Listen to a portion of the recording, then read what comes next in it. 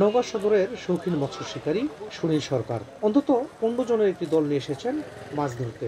30,000 টাকা এই ঘাট কিনে 17 কেজি ওজনের বেশ কয়েকটি কাতল মাছ, 12 থেকে 13 কেজি ওজনের ব্লাড কাপ, 6 থেকে 7 কেজি ওজনের বিঘেট সহ বিভিন্ন প্রজাতির অন্তত 6 থেকে 7 মণ মাছকে দারুণ খুশি সবাই। জয়বারের রেজাল্ট তো আজকে খুবই ভালো।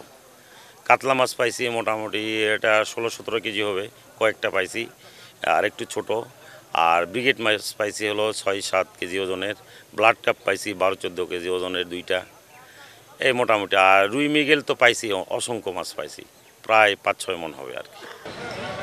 এই প্রতিযোগিতায় উত্তরাঞ্চলে বিভিন্ন জেলা থেকে এসেছেন 5 শতাধিক শৌখিন মৎস্য শিকারী। বৃহস্পতিবার বিকেল থেকে শুক্রবার বিকেল পর্যন্ত তারা ছিপের বড়শিতে টোপ লাগিয়ে পানিতে ফেলে তীর্থের কাকের মতো বসেছিলেন। অধিকাংশ মাছ শিকারী প্রত্যাশার চেয়ে বেশি মাছ ধরতে পেরে দারুণ উচ্ছ্বসিত। মাছ যে তুলনা হওয়ার কথা প্রত্যাশা অনুযায়ী প্রথমত সে মাছগুলো হয়নি, ছোট ছোট মাছ হয়েছে। পরবর্তীতে আজকের দিনে ভালো মাছ খেয়েছে এবং ভালো ভালো বেশ কিছু সাইজের মাছ আমরা পেয়েছি।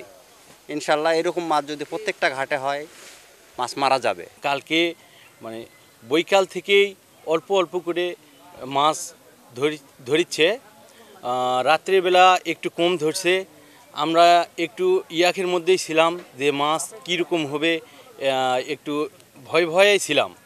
তো আল্লাহ দিলে সকাল থেকে একটু মাছ মোটামুটি আমরা ভালোই পেয়েছি। আমরা লাভ লোকসানের আশায় পুকুরে কিন্তু মাছ শিকার করতে আসি না, আমরা মূলত আসি এখানে আনন্দ ঘনাটা পরিবেশে সবাই মিলেমিশে মাছ মারবো, মাছ শিকার করবে এই আশায় আমরা আসি। আমাদের আনন্দটাই হলো মূল উৎস।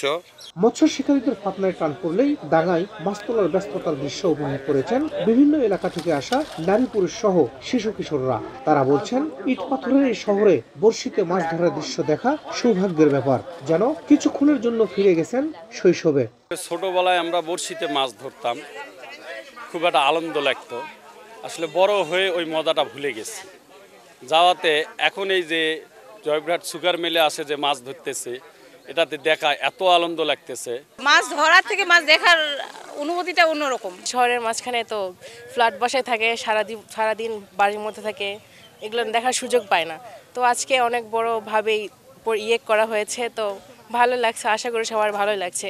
আকর্ষণীয় ব্যাপার, বিশেষ করে 16 কেজি ওজনের কাতল, ব্ল্যাক কাপ 11 কেজি সহ মাছ পুঁটি মাছের মতো মাছ ধরছে। আর যে আনন্দ উৎসব, এটা একটা মেলায় পরিণত হয়েছে। আমার নিজেরই মনে হচ্ছে আজকে আমি সেই 12 বছর বা 14 বছরের কৈশোরে ফেরত গেছি।